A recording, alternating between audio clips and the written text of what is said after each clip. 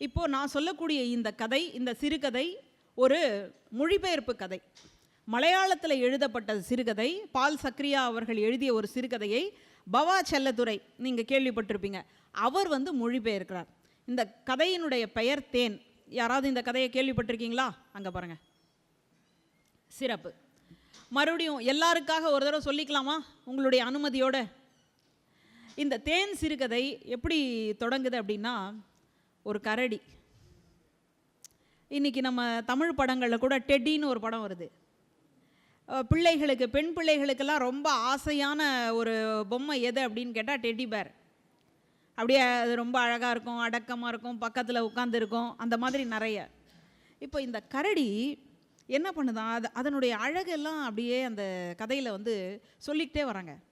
அப்படி சொல்லிக்கிட்டே வரும்பொழுது இந்த ஆண் கரடி, இது ஒரு ஆண் கரடி, இந்த ஆண் கரடிக்கு மற்ற ஆண் கரடிகளைப் போல பெண் கரடியின் மீது காதல் இல்லை, இந்த மனித பெண்கள் மேலே தான் ஆசை. இப்போ இந்த கரடிக்கு என்ன அப்படின்னா, ஒரு பெண், மனித பெண் மேலே ஒரு ஆசை. தன்னுடைய சக நண்பர்கள் இருக்கிறாங்க இல்லையா, அவங்கக்கிட்ட சொல்லுது, எனக்கு அந்த பெண், மனித பெண்கள் இருக்காங்களே அவங்க தான் எனக்கு பிடிச்சிருக்கு, ரொம்ப நல்லாயிருக்கு. உடனே அந்த கரடிகள் என்ன சொல்லியிருக்கோம், மற்ற ஆண் கரடிகள், நண்பேண்டா என்ன சொல்லியிருப்பாங்க? சி, அவங்களுக்கெல்லாம் ஏதோ தலையில் கொஞ்சம் முடி இருக்கு, நமக்கெல்லாம் உடம்பே முடிதானடா, அவன் அங்கங்கே மச்சம் இருக்கிறதுக்கே அப்படி சொல்கிறான், சுடலமாடா உனக்கு உடம்பே மச்சம் தானடா அப்படின்னு சொல்லி இவர் வடிவேலு ஒரு படத்தில் சொல்லியிருப்பார். அந்த மாதிரி நமக்கு உடம்பெல்லாம் எப்படி பட்டு மாதிரி இருக்குது, போயும் ஒரு மனித பெண்ணா, சி சி நினச்சி பார்க்கவே முடியல அப்படின்னு அவங்க சொல்கிறாங்க. இதுக்கு மேலே இவங்கக்கிட்ட நம்ம சொல்லக்கூடாது அப்படின்னு நினச்சி இந்த கரடிக்கு தெய்வ பக்தி இருக்குது, கடவுள் பக்தி. உடனே கடவுளை பார்க்குறதுக்காக கிளம்பி போகுது. நடுவில் கடவுளுக்கும் இவங்க இடத்துக்கும் ஒரு சின்ன ஆறு ஓடிக்கிட்டு இருக்கு. அந்த ஆறை கடந்து போகிறதுக்காக ஒரு பரிசிலை எடுத்துகிட்டு அதில் போகுது. போகும்பொழுது கையில் நம்ம காணிக்கை செலுத்துவோம் இல்லையா, அதனால் தேன் அடைகளை எல்லாம் எடுத்துகிட்டு போகுது. எடுத்துகிட்டு போயிட்டு சொல்லுது, கடவுளை பார்த்துருச்சு. கடவுள் பார்த்தா நல்ல மும்மரமாக கிரிக்கெட் பார்த்துக்கிட்டு இருக்காரு. கண் எடுப்பாரா? டிவியிலேருந்து கண் எடுப்பாரா? அங்கே போயிட்டு ஹலி ஹலிலோ ஹலி ஹலாலோ அப்படின்னு சொல்லி அவங்களுடைய அந்த வணக்கத்தை அது சொல்லுது. சொன்ன உடனே கடவுளும் அதை திருப்பி சொல்கிறாரு, என்ன பிரச்சனை அப்படின்னு சொன்ன உடனே அது தன்னுடைய பிரச்சனையை சொன்ன உடனே, சரி கிடச்சிடும், உனக்கு ஒரு மனித பெண் கிடைக்கும். அதுக்கு வாழ்த்து சொல்கிறதுக்காக என்ன சொல்லுவார்னா, அந்தந்தோ அப்படின்ட்டுவார். அவ்வளோதான். அந்தந்தோ அப்படின்றதுக்கு இதுக்கு பொருளே தெரியாது. அதோடு அவர் தொலைக்காட்சி பக்கம் போய் உட்காந்துருவார். என்ன கேட்குறதுனே தெரியாது. அது திரும்பி வந்துடும். திரும்பி வந்ததுக்கப்புறமா அந்தந்தோன்னு சொன்னாரே என்ன, அந்தந்தோன்னு சொன்னாரே என்ன, கொஞ்சம் விளக்கமாக சொல்லக்கூடாதா, இப்படி ஆயிட்டாரே அப்படின்னு சொல்கிறோம். இப்போ அப்படியே நீங்கள் இன்றைக்கி காலகட்டத்துக்கு யோசிச்சு பாருங்கள். உங்கள் அம்மாவோ அப்பாவோ யாரோ உங்ககிட்ட ஏதோ ஒன்று கேட்குறாங்க, நீங்கள் அலைபேசியில் மூழ்கி இருக்கிறீங்க, நீங்கள் பேசுகிறது அவங்களுக்கு புரியலை, அவங்களுடைய தவிப்பு எப்படி இருக்கும் யோசிச்சு பார்க்குறோமா? இன்னைக்கு நீங்கள்லாம் கொடுத்து வச்சவங்க. ஏன் சொல்கிறேன்னா, இன்னைக்கு உங்களோட பேசுவதற்கு மக்கள், மனிதர்கள் இருக்கிறாங்க. இன்னும் போக போக என்ன இருக்கும், செயற்கை நுண்ணறிவோடு கூடிய இயந்திரங்கள் தான் இருக்கும். அதனால் இன்னைக்கு உங்களுக்கு இருக்கக்கூடிய வாய்ப்பை நீங்கள் தவற விட்டு விடக்கூடாது அப்படின்றதுக்காக தான் இதை நான் சொல்கிறேன். இப்போது இந்த கரடி போய்கிட்டே இருக்கும் பொழுது அதுக்கு மூக்கில் ஒரு தேனி கொட்டிடுது. அப்போது இது அலறுது, அந்தந்தோ அப்படின்னு சொல்லி அலறுது. அப்போ தான் இந்த கரடிக்கு புரிய வருது, அந்தந்தோ அப்படின்னு சொன்னால் தேனை யார் ரொம்ப பிரியத்தோடு சாப்பிட்றாங்களோ அவங்க தான் எனக்கானவள், என் கேர்ள் அவ தான் அப்படின்னு நினச்சிக்கிட்டு இப்போது அப்படியே காட்டையே ஒரு புரட்டி போட்டு எல்லா தேனடைகளையும் கொண்டு காட்டுக்கு வரக்கூடிய அந்த வழி, என்ட்ரன்ஸ் சொல்கிறோம் இல்லையா, முகப்பில் வச்சுக்கிட்டு இது ஓரமாக பார்த்துக்கிட்டே இருக்குது. எல்லாம் வராங்க, மனித பெண்கள்லாம் வராங்க, உங்களை மாதிரி யாருமே இல்லை. அவங்கெல்லாம் வராங்க, அந்த தேனை சாப்பிட்றாங்க, பையில் எடுத்து போட்டுக்கிறாங்க, அப்படியே போயிடுறாங்க. தேன் மேலே அவ்வளோ அபரீதமான ஆசை கொண்டவர் யார் அப்படின்னு சொல்லி அது யோசித்து பார்த்து கடைசியில் முடிவுக்கு வந்துடுச்சு, அவ்வளோதான் இன்றைக்கி முடிஞ்சு போச்சு, நாளைக்கு மறுபடியும் நம்ம இதே மாதிரி காத்துட்ருக்கணும் அப்படின்னு சொல்லி பார்க்கும்போது கடைசியாக ஒரு பெண் வரா. அவள் வந்த உடனே அவ்வளோ அழகு. இந்த ஆண் கரடி சொல்லுது, அடடா அவள் இதழ் இருக்கே, அவளுடைய அந்த நடந்து வர்ற இது விதம் இருக்கே, இதெல்லாம் நான் ஏன் சொல்கிறேன் அப்படின்னா, ஆண்கள் உங்களுடைய வாழ்க்கையில் இதை நீங்கள் பின்பற்றணும். வாழ்க்கை சரியாக போகிறதுக்கு ரெண்டே விஷயந்தான், சரிமா சாரிமா. தப்பு செஞ்சுட்டு மன்னிப்பு கேட்டால் அவன் மனுஷன், தப்பே செய்யாமல் மன்னிப்பு கேட்டால் அவ்வளோதான். இவ்வளோ சிம்பிள். இல்லற வாழ்க்கை சரியாக போகிறதுக்கு என்ன காரணம்? உடனே அந்த ஆண் கரடி அவ்வளோ மகிழ்ச்சியாக அதை பார்த்துக்கிட்டு இருக்கு. அந்த பெண் சம்மணம் போட்டு உட்காந்துட்டு எல்லாத்தையும் சாப்பிட்றா. அந்த நக்கி சாப்பிட்றோம் இல்லையா, நக்குதல் ஒன்றும் அசிங்கம் கிடையாது. நம்முடைய தமிழர்கள் 4 வகையான உணவு முறைகளை சொல்கிறாங்க: உண்ணுதல், தின்னுதல், நக்குதல், பருகுதல்.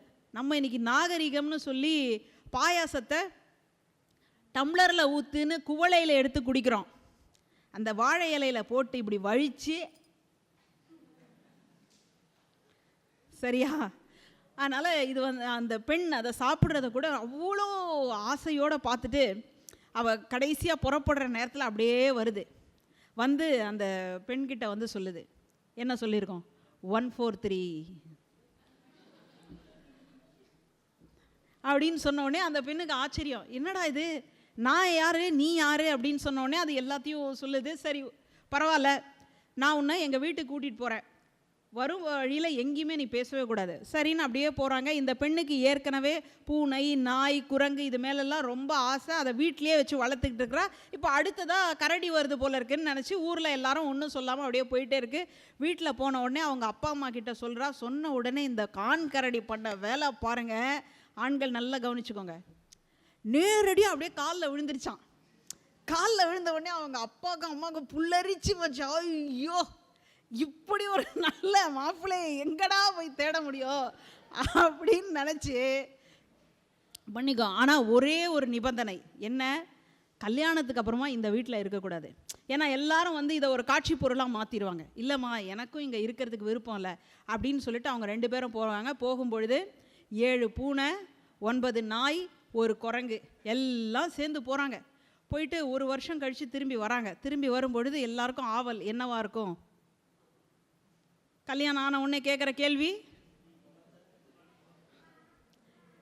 கல்யாணம் ஆன உடனே யார் பார்க்கலாமா? யார் அவங்க? மறுபடியும் நல்லா சொல்லுங்களேன். பண்ணுங்க பண்ணுங்க. இல்லை, குழந்தை மாதிரியே அவர் குரல் மாற்றி பண்ணார். சரி, இப்போது அந்த குழந்தை என்னவா இருக்கும்னு ஒரு ஆவலோடு எல்லாம் பார்க்குறாங்க. அம்மா வந்துட்டு தன்னுடைய மகளுக்கு, மருமகனுக்கு தேநீர்லாம் கொடுத்துட்டு உள்ளே கூட்டிகிட்டு போகிறாங்க. சமையல் அறையில் கூட்டிகிட்டு போயிட்டு, எப்போவுமே தாய்மார்கள் தன்னுடைய மகள் கல்யாணம் ஆனதுக்கப்புறமா கேட்கக்கூடிய கேள்வி, எப்படி வச்சுருக்காரு? உடனே அந்த பொண்ணு சொல்லுது, அற்புதம், அபாரம், இந்த மாதிரி நான் நினச்சே பார்க்கல. என்ன அப்படின்னு கேட்டால், எனக்கு துணி துவைக்கிற வேலையே இல்லை. ஏன்னா அவர் தான் ஆண் கரடிக்கு ஆடை இல்லை, அதனால் எனக்கு துணி துவைக்கிற வேலையே இல்லை. அவர் என்னை வந்து அவர் வெளில போயிட்டு வரார் அப்படின்னு சொன்னால் குளித்து முடித்து எல்லாம் மேக்கப்லாம் பண்ணிக்கிட்டு அத்தான் எப்போ வருவாருன்னு அப்படியே நான் அந்த கதவு பக்கத்தில் நின்றுட்டு அப்படியே இப்படி எட்டி எட்டி பார்ப்பாங்க இல்லையா, அந்த வேலையும் எனக்கு இல்லை. ஏன்னா அவரும் குளிக்கிறத பற்றி கவலைப்பட போகிறதில்ல, என்னையும் குளிச்சியான்னு கேட்க போகிறதில்ல. சரி, அடுத்தது சமையல் கட்டு. இதுதானே ரொம்ப பெரிய விஷயம். சமையல் கட்டில் எப்படி இருக்குது அப்படின்னா, எல்லாம் அவர் தான், அவரே தான் சமைச்சு கொடுக்குறாரு. அந்த சாப்பாடை வந்து நான் எப்படி என்னுடைய வார்த்தையில் சொல்கிறதுனே தெரியல, அவ்வளோ ருசி. அதுலேயும் இந்த கரையான் துவையல் இருக்கே. அப்போது இந்த உணவு முறை அப்படின்றது நம்முடைய பழக்கம்தான். பழக்கப்படுத்திக்கிட்டோம் அப்படின்னு சொன்னால் கரையான ஒன்று தான், பாம்பு ஒன்று தான். பழக்கப்படுத்தலை அப்படின்னு சொன்னால் சாப்பிடக்கூட காய்கறியிலேயே பீட்ரூட்னா அதுக்கு வேறு, பீட்ரூட் அல்வாவாக உள்ளே இறங்கிடும். ஆனால் பீட்ரூட் பொரியல் அப்படின்னு சொன்னால் கொஞ்சம் கஷ்டம்தான். அப்போ இந்த சூழலில் அவள் எல்லாத்தையும் சொல்லி முடிக்கிறாள். குழந்தைய கூட பால் கொடுக்கறதுக்கு மட்டும்தான் நான் எடுக்கணும், மற்ற நேரத்தில் முழுசாக அவர் தான் பார்த்துக்கிறார். எந்த பிரச்சனையுமே இல்லை. தேனாக கொட்டி கிடக்குது, பழங்களாக கொட்டி கிடக்குது, எல்லாமே இருக்குமா. குறிப்பாக என்னை சந்தேகப்படுறது இல்லை. அவர் வாய் ஒரு நாளும் நாத்தம் அடிக்காது. பீடி, சிகரெட்டு, குடிக்கிறது இந்த மாதிரி எதுவுமே கிடையாது. மற்ற பெண்கள் அது சுத்தமாக இல்லை. நான் ஒருத்தி தான். ஒருவனுக்கு ஒருத்தி அப்படின்னு சொல்கிறோம் இல்லையா, அந்த ஒருவனுக்கு ஒருத்தியாக வாழக்கூடியவர் தான் என்னுடைய இந்த கணவர் அப்படின்னு சொல்லிட்டு எல்லாத்தையும் சொல்லி முடிச்சிடுவா. சொல்லி முடித்ததுக்கப்புறமா கிளைமேக்ஸ் இதுதான். கிளைமேக்ஸ் சொல்லமா? கற்க. இப்போ அம்மாவுக்கு அப்படி கோபத்தில் கண்ணு செவந்து போச்சு.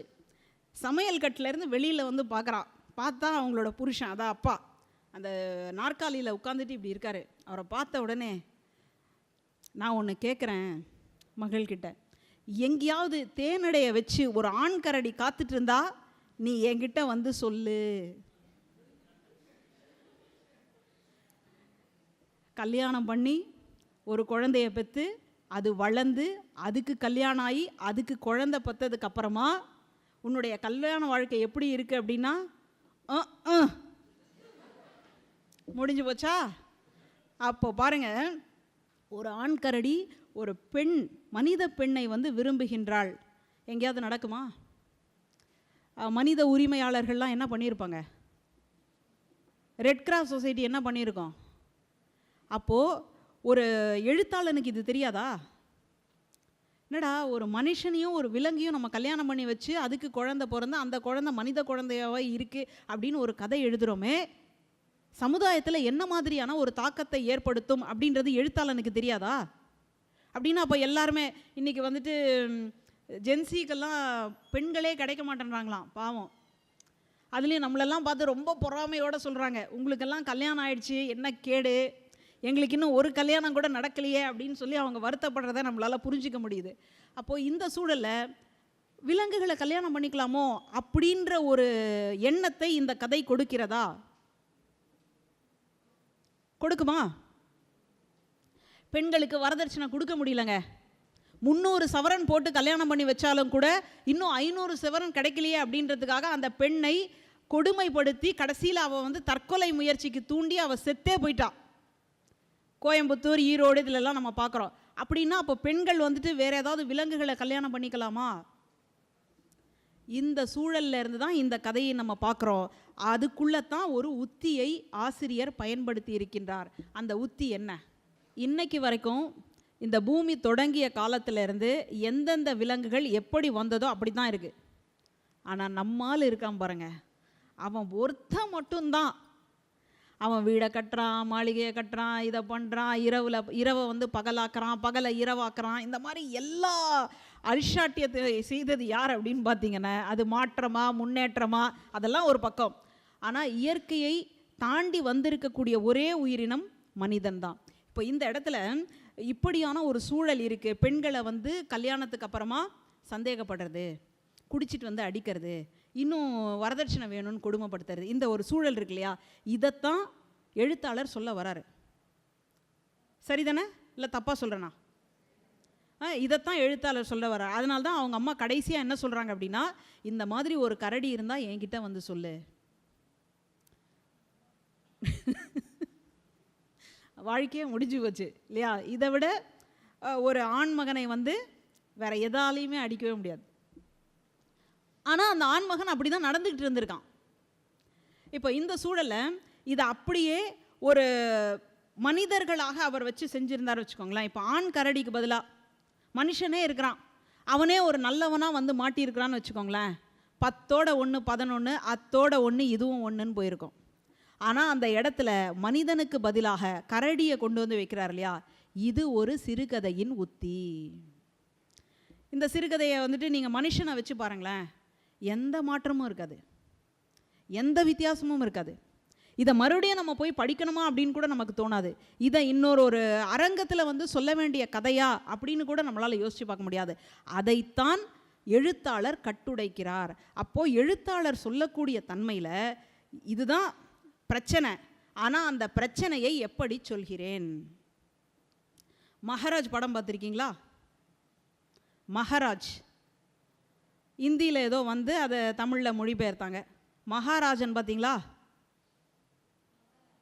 மகாராஜா விஜய் சேதுபதி நடிச்சிருப்பார்.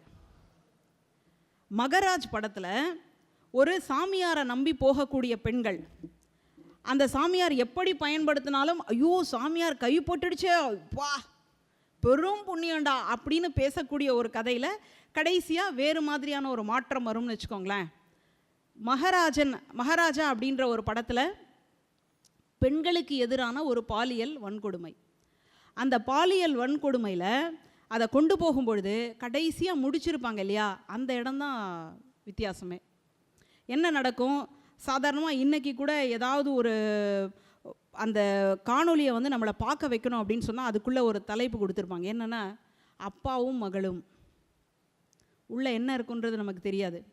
இந்த தலைப்பை அதுக்கு பக்கத்தில் இந்த ஸ்டார் மாதிரி எல்லாம் போட்டுட்டு அப்படி இப்படியே டேஷ்லாம் போட்டு வச்சுட்டாங்கன்னு வச்சுக்கோங்களேன், நம்ம மண்டைக்குள்ளே வேற ஒன்று ஓடிக்கிட்டு இருக்கோம்.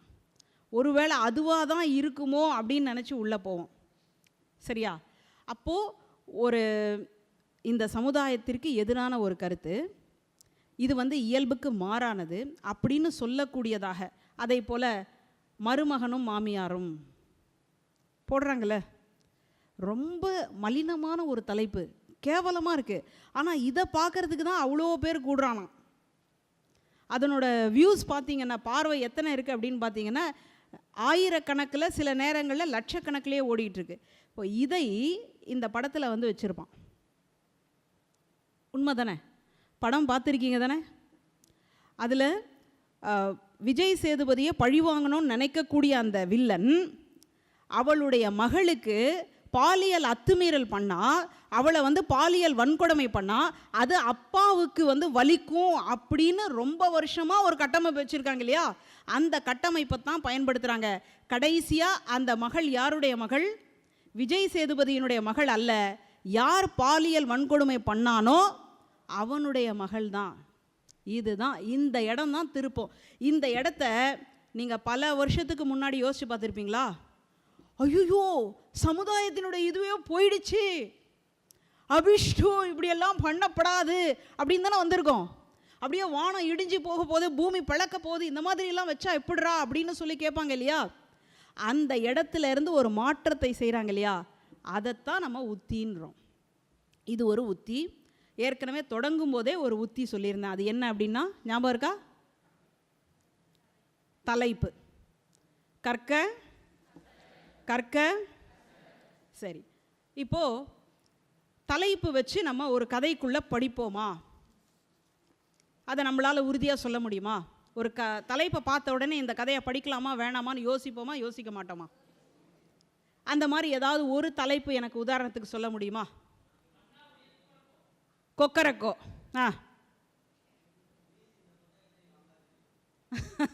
தயவு செய்து இந்த புத்தகத்தை வாங்காதீர்கள். என்ன? மண்டை பத்திரம், மண்ட பத்திரம் அப்படின்னு சொல்றது. மூங்கில் காடு.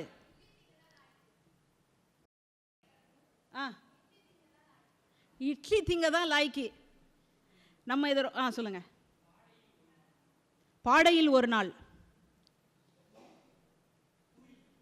துரி. ஓகே.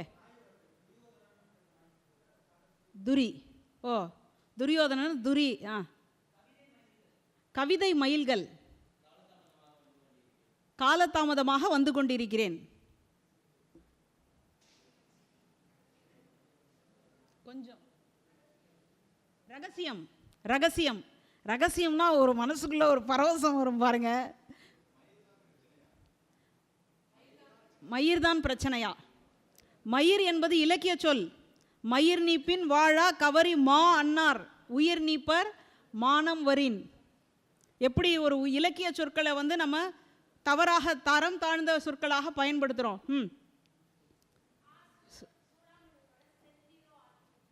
செந்திரோ செந்திரோ ஆகிவிட்டால். துப்பட்டா போடுங்க தோழி. துப்பட்டா போட சொல்லியிருப்பாங்கன்னு நினச்சி பார்ப்போம்ல, ஏமாற்றம் தான் உங்களுக்கு. கழிவறை இருக்கை. சந்திர மாலை. மறக்கவே நினைக்கிறேன். ரொம்ப பாதிக்கப்பட்டிருப்பாங்களோ, சாரி, சும்மா ஒரு இதுக்காக தான். சரியா? அப்போ ஒரு தலைப்புக்குள்ள அடுத்தது வந்து இட்லி சொல்ல போறீங்களா? வேற இட்லி திங்க தான் லாய்க்கி அப்படின்னு நம்ம ரொம்ப சாதாரணமாக தெரியுமா அப்படின்னு கேட்குறோம். ஆனால் அதுக்குள்ளே ஒரு பெரிய அறிவியல் இருக்குது. நீங்கள் சாதாரணமாக இருக்கக்கூடிய குழந்தைகளையும் மென்டலி சேலஞ்சு அப்படின்னு சொல்லுவோம், சிறப்பு குழந்தைகளையும் நீங்கள் ஒன்றா வச்சு சாப்பாடு கொடுத்து பார்த்தீங்கன்னா தெரியும். சாதாரண குழந்தைகள் கொஞ்சமாக இறைச்சி சாப்பிட்லாம், ஆனால் சிறப்பு குழந்தைகளால் அந்த சாப்பாடை கரெக்டாக எடுத்து, அந்த இட்லியை சரியாக எடுத்து மூக்கில் படாமல் வாயில் வைக்கிறது அப்படின்றது பெரிய முயற்சி.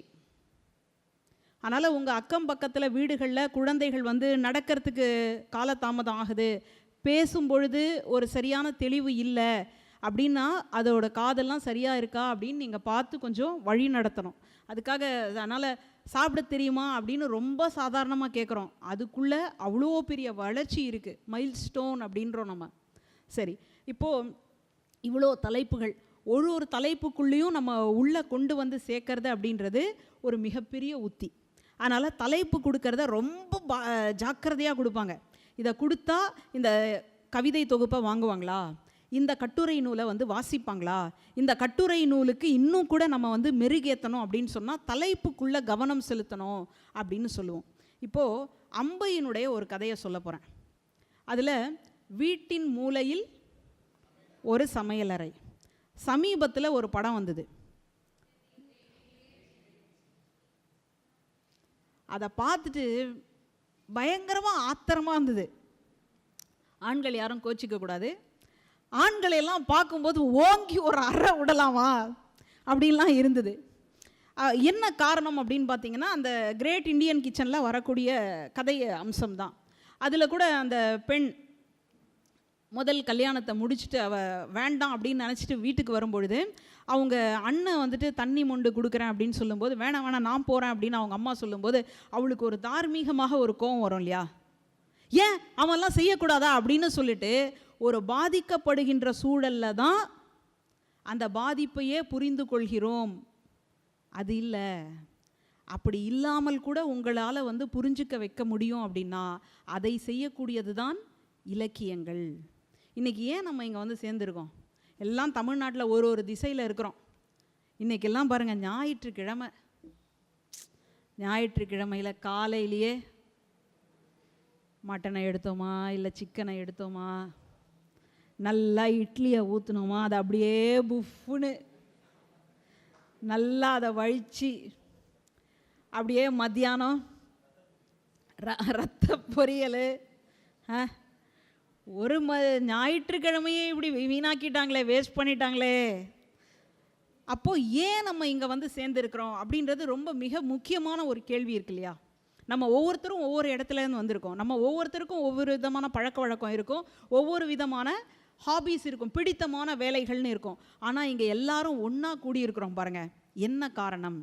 இந்த உலகத்தில் எங்கேயோ ஒரு மூலையில் யாருக்கோ நடக்கக்கூடிய ஒரு அனுபவத்தை நம்முடைய அனுபவமாக உணர்றோம் இல்லையா, அதுதான் இலக்கியங்கள் செய்யக்கூடிய மகத்தான பணி.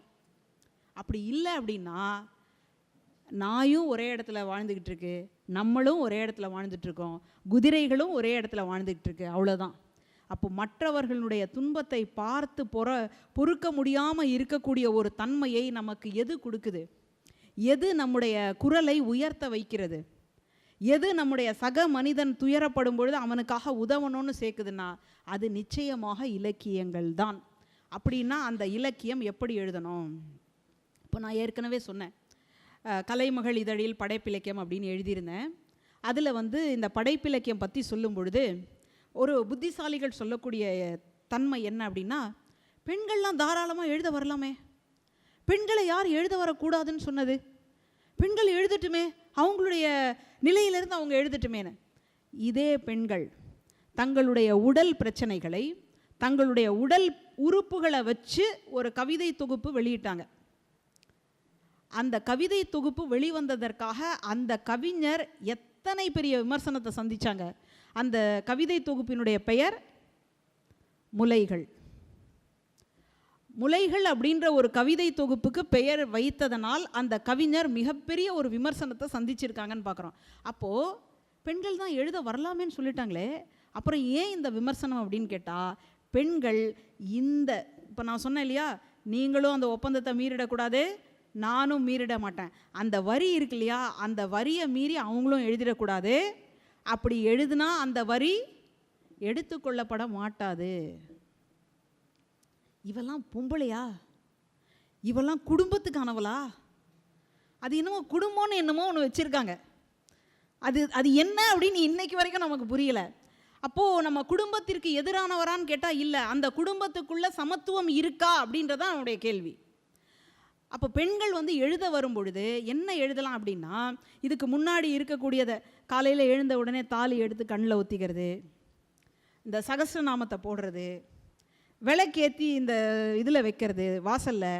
அடுத்ததாக அத்தான் எழுந்துக்கிறதுக்கு முன்னாடி காஃபியை போட்டு கொண்டு போய் சுட சுட சுட சுட, அதுவும் தலைக்கு குளித்து அந்த துண்டு இருக்கும் பாருங்கள், அந்த துண்டும் இருக்கணும், தலை சீவன மாதிரியும் இருக்கணும். இந்த காலையில் காஃபி விளம்பரத்தை பார்த்தீங்கன்னா உங்களுக்கு தெரியும். அப்படியே இது வரைக்கும் இருக்கும், அப்புறம் இது வரைக்கும் அப்படியே துண்டு கட்டியிருப்பாங்க. அத்தானுக்கு காஃபி கொடுத்துட்டு வந்ததுக்கப்புறமா மறுபடியும் அவங்க சமையல்லாம் முடிச்சுட்டு அப்படியே தலை பின்னி அதில் அழகாக பூவெல்லாம் வச்சுருப்பாங்க. நான் ஏன் பூ வச்சுட்டு வந்திருக்கேன் அப்படின்னு நீங்கள் கேள்வி கேட்கக்கூடாது. எனக்கு மதுரை பூக்களை வைக்கணும் அப்படின்னு ரொம்ப ஆசை. நேற்று தான் இறங்கும் போதே ரயில் நிலையத்தில் பார்த்தேன், அதனால் வாங்கிக்கிட்டேன். சரி, அதனால் அப்படியே அவங்க பூ வச்சு அப்படியே இருக்கணும் அப்படின்னு சொல்லி. இந்த மாதிரியான கதைகளை எழுதுகிற வரைக்கும் பெண்களுக்கு பிரச்சனையே இல்லை. இந்த மாதிரி மேடைகளில் ஏறி பேசுகிற வரைக்கும் பெண்களுக்கு பிரச்சனையே இல்லை. இப்போது என்னை பற்றி அறிமுகப்படுத்தும் பொழுது சமூக வலைதளங்களில் பேசுகிறேன் அப்படின்னு சொல்கிறாங்க இல்லையா, என்னுடைய அந்த காணொளிக்கு கீழே கமெண்ட்ஸுன்னு வரும் பாருங்கள். சில கமெண்ட்ஸை என்னாலேயே படிக்க முடியாது. பொது வெளிகளில் வரக்கூடிய பெண்களை உன்னை என்ன பண்ணுவேன் தெரியுமா, அந்த என்ன பண்ணுவேன் அப்படின்றதுல அந்த டேஷை நீங்களே ஃபில் பண்ணிக்கோங்க. ஏன்னா அது உங்களுக்கு தெரிஞ்ச விஷயந்தான். இவ்வளோ வளர்ந்ததுக்கப்புறமா ஒரு பெண்ணை காயப்படுத்தணும் அப்படின்னா என்ன பேசுவாங்க அப்படின்றது நமக்கு தெரியும். ஒரு ஆணை பற்றி கேவலப்படுத்தணும் அப்படின்னு சொன்னாலும் கூட நீ டேஷ் மகன் தானே அப்படின்றாங்க.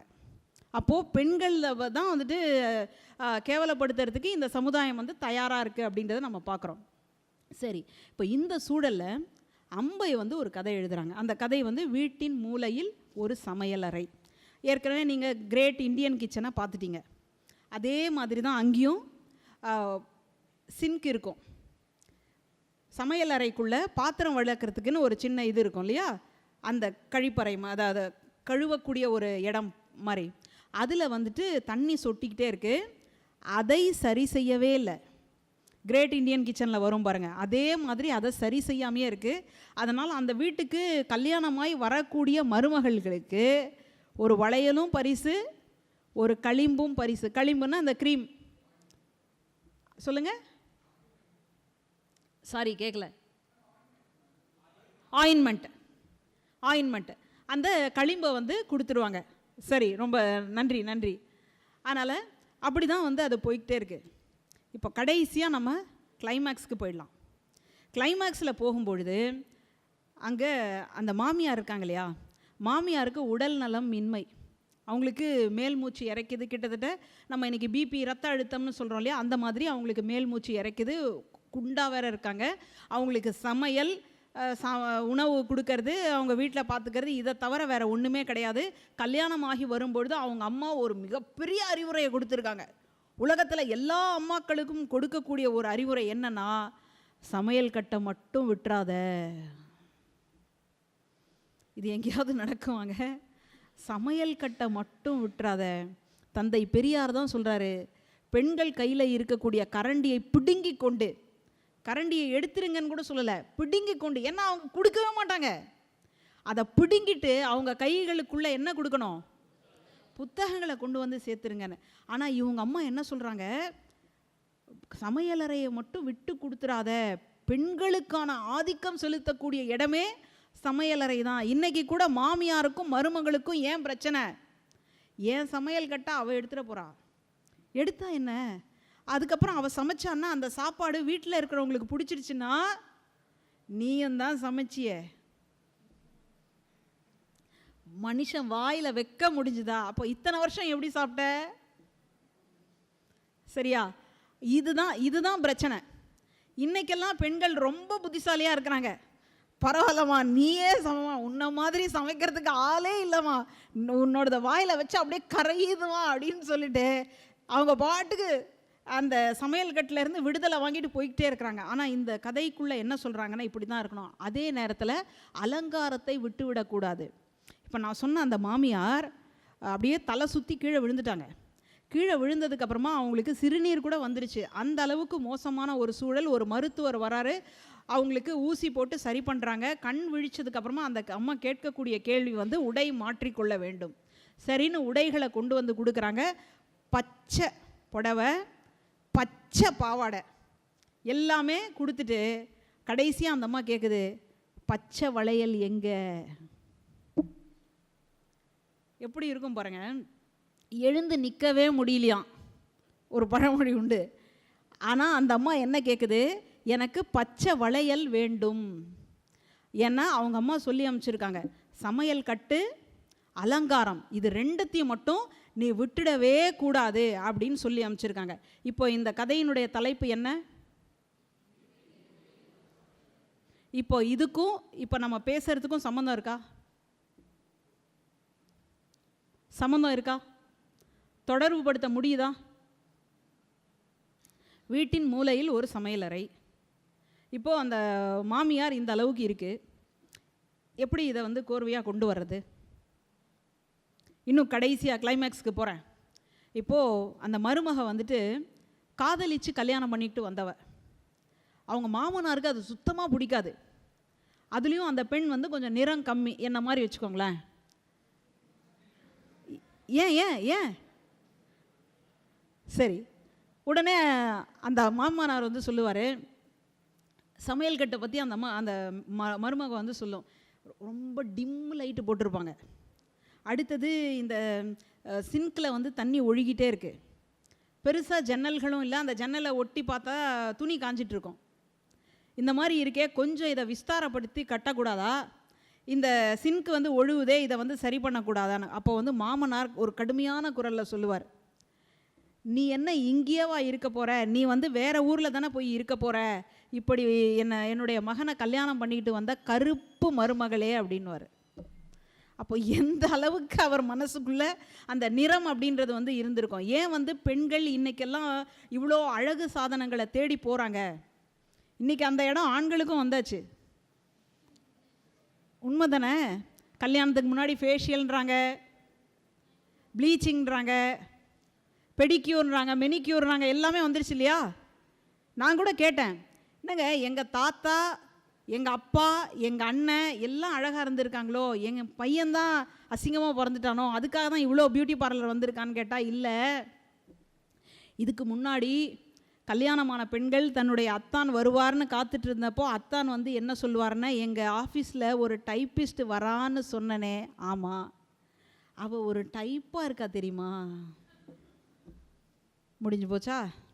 அந்த மாதிரி காலையில் 4 மணிக்கு எழுந்து எல்லாம் கோலம் போட்டு இதை பண்ணி அதை பண்ணி சமையல் பண்ணி எல்லாத்தையும் கொடுத்து அவரை பத்திரமா அனுப்பி வச்சுட்டு மறுபடியும் சாயங்காலம் வர்ற வரைக்கும் காத்துட்டு இருந்தா, இந்த அம்மாவை பற்றி நினைக்காம டைப்பிஸ்ட்டு டைப்பாக இருந்தாலாம். உடனே நம்ம ஆளுங்க என்ன பண்ணியிருப்பாங்க, பக்கத்து வீட்டில் போயிட்டு, ஏம்மா அம்புஜம் இந்த மாதிரி சொல்கிறாடி, இதுக்கு தான் நான் அப்பவே சொன்னேன், வா நம்ம ஊரில் அங்கே வெளியில் ஒரு பியூட்டி பார்லர் இருக்கு இல்லையா, அங்கே போகலாம் வா அப்படின்னு சொல்லி கூட்டிகிட்டு போகுது. அந்த மாதிரி போன நிறைய பெண்கள் வெளியில் வந்துட்டு இது எல்லாம் முடிச்சுட்டு கண்ணாடியை பார்த்துட்டு சொல்கிறாங்க, என்னங்க நான் இன்னும் அப்படியே இருக்கிறேன். அந்த பியூட்டி பார்லர் போயிட்டு வந்துட்டா ஐஸ்வர்யா ராய் மாதிரி மாறிடுவாங்கன்னு நினச்சிருக்காங்க போல இருக்குது. அதனால் இவ்வளோ பண்ணதுக்கப்புறமா கூட என்னங்க நான் அப்படியே இருக்கிறேன் என்ன மாதிரியே அப்படின்னு சில பேர்லாம் கேட்குறது உண்டு. அந்த மாதிரி இருந்ததா? இப்போ பெண்கள் வேலைக்கு போகிறாங்களா, பெண்களுக்கும் ஆஃபீஸில் பாஸ் வராங்களா, அந்த பாஸை பார்த்துட்டு இப்போது வீட்டுக்கு வந்து சொல்கிறாங்க டேவிடை வந்து ஷார்ட் ஃபார்மாக டே, டார்லிங்கை ஷார்ட் ஃபார்மாக டே. ஏன்னா டார்லிங்கில் பார்த்தீங்கன்னா DARLING, dear, always remember, love is not game. அதைத்தான் சுருக்கமாக darling, dear, always remember, love is not game. இப்போது டே அப்படின்ன உடனே சொல்லி செல்லும், இன்றைக்கி புதுசாக எங்கள் பாஸ் வராருன்னு சொன்னனே, ஆமாம் அவர் எவ்வளோ ஹேண்ட்ஸமாக இருந்தார் தெரியுமா? போச்சா? நீங்கள் கொடுத்ததை இப்போ திருப்பி வாங்குறீங்க. எப்படி இருக்கும்? கொடுக்கும்போது நல்லா இருந்திருக்கும், வாங்கும்போது ஒரு வலி வரும் பாருங்க.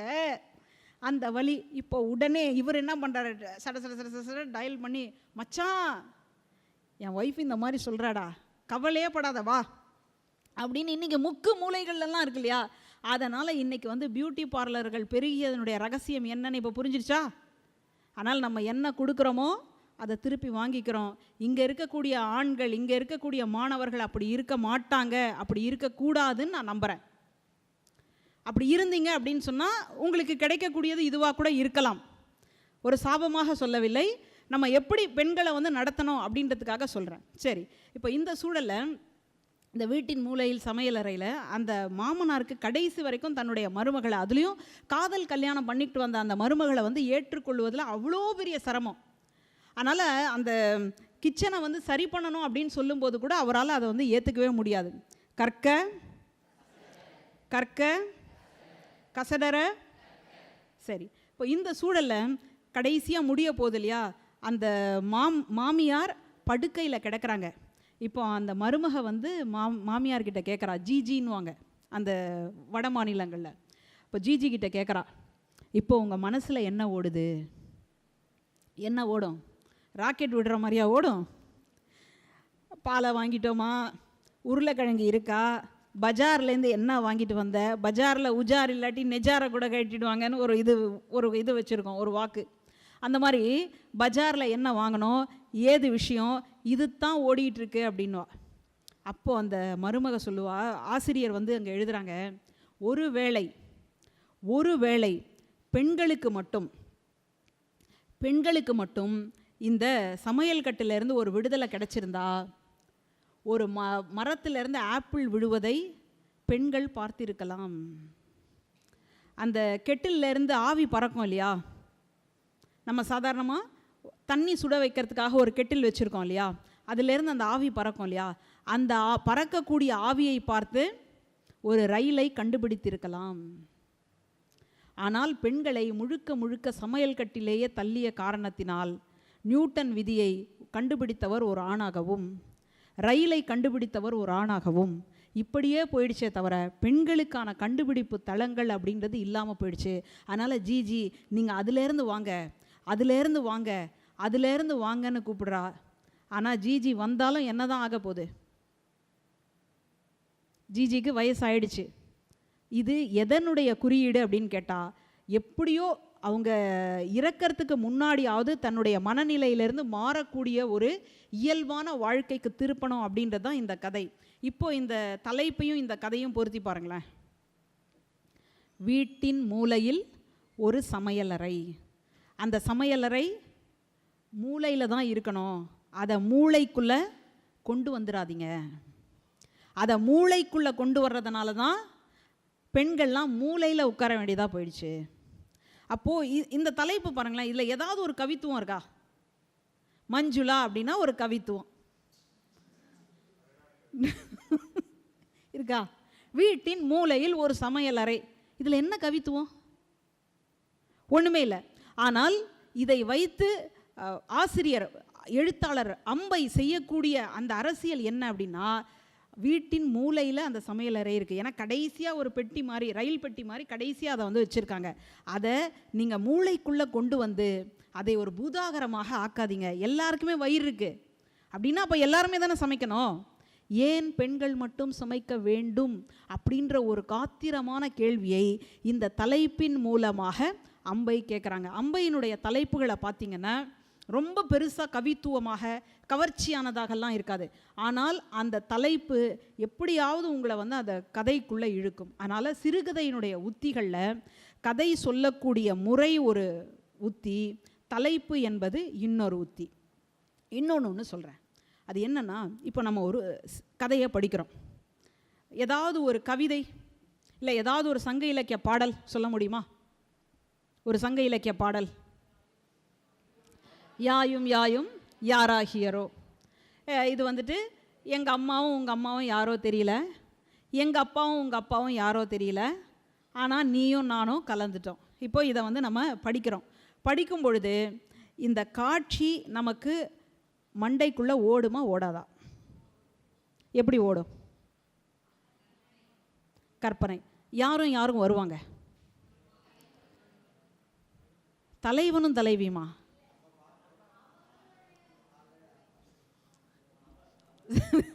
நம்ம சங்க இலக்கியத்தினுடைய வெற்றி என்னன்னா, யாரை வேணாலும் பாடி இருக்கட்டும், அந்த இடத்துல நம்ம தானே நம்மளை நிற்க வச்சு பார்க்குறோம் இல்லையா? அதனால் சொல்லுங்க, நம்ம தான். நம்மளை விட ஒரு ஹீரோ உண்டாங்க? நம்மளை அந்த இடத்துல நிற்க வச்சு பார்க்குறோம் இல்லையா? அதுதான் சங்க இலக்கியத்தினோட மிகப்பெரிய வெற்றி. அதனால்தான் சங்க இலக்கியம் இது போன்ற நூல்களுக்கு வந்துட்டு செம்மொழி அப்படின்ற ஒரு தகுதியை கொடுத்ததனுடைய நிலை என்ன அப்படின்னு, அடிப்படை என்னன்னா, அதில் இருக்கக்கூடிய பொதுமை பண்பு. யார் படித்தாலும் அவங்க தங்களை ஃபீல் பண்ணிக்கணும், தங்களை நினச்சிக்கணும்.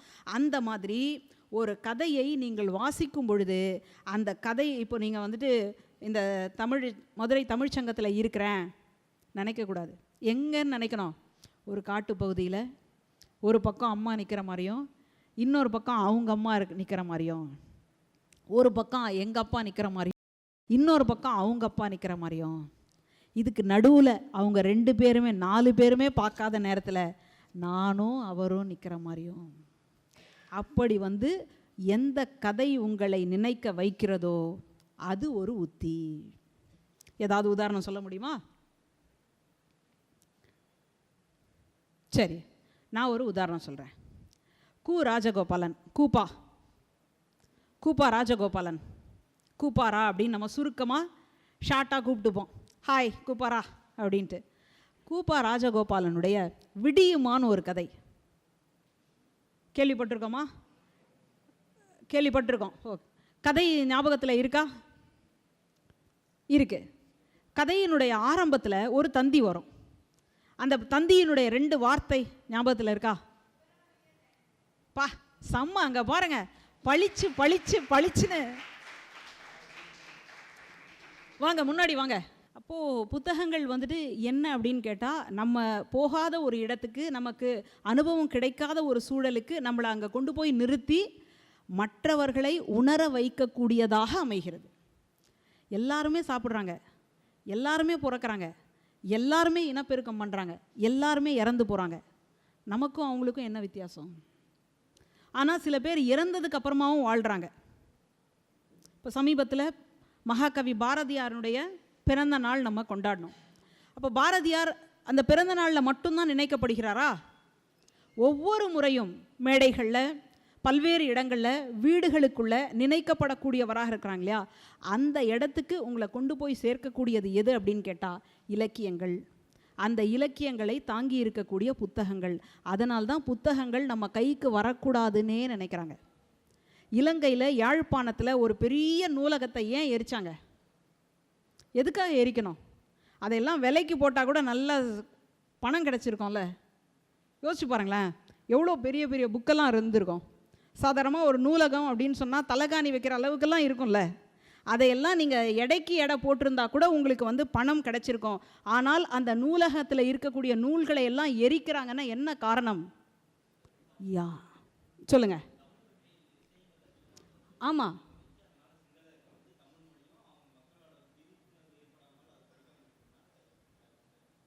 சிறப்பு சிறப்பு சிறப்பு. பாருங்கள், அப்போது வரலாறு வந்து மூடி மறைக்கணும், வரலாறை வந்து திரிச்சு விட்டுணும். இப்போ நான் கூட சொல்லுவேன், தமிழ்நாட்டுக்கே முகம் நான் தாங்க, மஞ்சுளா தாங்க. சொல்லிக்கலாம்ல, ஒரு ஆசை தானே. காசா பணமா சொல்லுங்களேன். தீபம் கூட ஏற்றிக்கலாமே அப்படின்னு நிறைய பேர் கேட்குறாங்க. ஏங்க ஏற்றலாமே, ஏங்க ஒரு இடத்துல ஏற்றினா என்ன, இன்னொரு இடத்துல கூட ஏற்றிக்கலாமே அப்படின்றாங்க. ஆனால் தீபம் ஏற்றக்கூடிய இடமா அது வந்து சாதாரணமாக பொதுவில் இருக்கக்கூடிய இடமான்னு கேட்டால் இல்லை. நம்ம சாதாரணமாக திராவிட சித்தாந்தத்தில் ஒரு விஷயத்தை நம்ம வந்து தெளிவுபடுத்திக்கிட்டே இருப்போம். என்னென்னா, ஏன் வந்துட்டு ஒரு விளக்கேற்றுறதுல என்ன, ஒரு விபூதி பூசிக்கிறதுல என்ன அப்படின்னு கேட்டால் ஒன்றும் பிரச்சனை இல்லை. இப்போ ஒருத்தர் வந்து சாகக்கூடிய நேரத்தில் இருக்கார். எனக்கு கடைசியாக ஒரே ஒரு ஆசைங்க, என்ன, உங்கள் நெத்தியில் திருநூறை பார்க்கணுங்க அப்படின்னு சொல்கிறார். சரி, திருநூறு தானே வச்சுருங்க அப்படின்னு நம்ம சொல்கிறோம். கடைசி ஆசை. ஏன்னா அதுக்கப்புறம் அவங்க வாழ போகிறது இல்லை, அதுக்கப்புறம் அவங்கள நம்ம பார்க்க போகிறது இல்லை, அதனால் திருநூறு தானங்க வச்சிடலாம். இப்போ அவரே, என்னுடைய கடைசி ஆசைங்க, இதுக்கப்புறம் நான் வரவே மாட்டேங்க, என்னுடைய கடைசி ஆசை என்னென்னா உங்கள் பேரில் இருக்கிற சொத்தெல்லாம் என் பேரில் மாற்றிருங்க. கடைசி தானேங்க, செஞ்சுட்டா என்னங்க, அவர் நிம்மதியாக அவர் ஆத்மா சாந்தி அடையும்ல. இங்கே தான் சிக்கல் வருது. இப்போ புரியுதா? விளக்கு ஏற்றுறதுல ஏற்கனவே காலம் காலமாக ஏற்றப்பட்ட அந்த தீபத்தூண் அப்படின்றது விஜயநகர பேரரசு காலத்தில் கட்டப்பட்டதாக சொல்லப்படுது. அந்த தூணுக்கும் கீழே இருக்கக்கூடிய கருவறைக்கும் நேர்கோடு ஒன்று இருக்கிறதாக சொல்லப்படுது. அந்த இடத்துல ஆகமத்தினுடைய விதிப்படி விளக்கு ஏற்றிருக்கிறாங்க அப்படின்னு சொல்லப்படுது. அந்த நாளில் தான் சிவகார்த்திகைன்னு சொல்லக்கூடிய கார்த்திகை தீபத்துக்கான நாள்னு சொல்லப்படுது. இவ்வளவுத்தையும் தாண்டி நான் இந்த இடத்துல தான், இந்த இடத்துலையும் நான் ஏற்றுவேன் அப்படின்றது, நான் சாக போகிறேங்க, உங்கள் சொத்தை என் பேரில் மாற்றி கொடுங்கன்னு சொல்கிறதுக்கு சமம். அதை எழுதி கொடுப்பதற்கு யார் தயாராக இருக்கிறாங்களோ அவங்க தான் அதை பற்றி பேச முடியும். இப்போ என்ன பிரச்சனை அப்படின்னா, இங்கே இஸ்லாம் சமூகத்தை சார்ந்த அவர்களினுடைய நம்பிக்கை சார்ந்த ஒரு தர்கா இருக்குது. தர்கா அப்படின்றது இறந்தவர்களினுடைய சமாதி. அதாவது அவங்க ஒரு ஞானியாக இருக்கலாம், அவர்கள் மக்களுக்கு ரொம்ப வேண்டியவர்களாக இருக்கலாம். அப்படிப்பட்டவர்களை ஒரு சமாதியை வைத்து அந்த சமாதிக்கு போயிட்டு வந்தால் நமக்கு ஏதோ ஒரு நன்மை நடக்கிறதா நமக்குள்ள ஒரு நம்பிக்கை, மனித நம்பிக்கையை நம்ம ஒன்றும் சொல்ல முடியல இல்லையா? அப்படியான சூழலில் அந்த தர்கா இருக்குது. அதுக்கு வெளிப்புறங்களில் ஒரு தூண் இருக்குது. அந்த தூண் என்ன அப்படின்னா, அது ஒரு மைல்கல். இந்த அளவு எவ்வளோ இருக்குது அப்படின்னு சொல்லி அளவெடுத்து வச்சிருக்கக்கூடிய ஒரு கல். இல்லை அதுதான் தீபத்தூண், நான் அதில் ஏற்றுவேன் அப்படின்னா, சரி விளக்கு தானங்க ஏற்றுறாங்க, ஏற்றிட்டு போகட்டுமேன்னு நினச்சா, விளக்கு ஏற்றுறவங்க கடைசியாக என்ன கேட்பாங்க, நம்ம விளக்கு ஏற்றுற இடத்துல எப்படிரா தர்கா வந்ததுன்னு கேட்பாங்க. சரியா? தர்கா இருந்த இடத்துல நம்ம விளக்கேற்றலை, நம்ம விளக்கேற்றின இடத்துல எப்படிரா தர்கா வந்ததுன்னு கேட்பாங்க.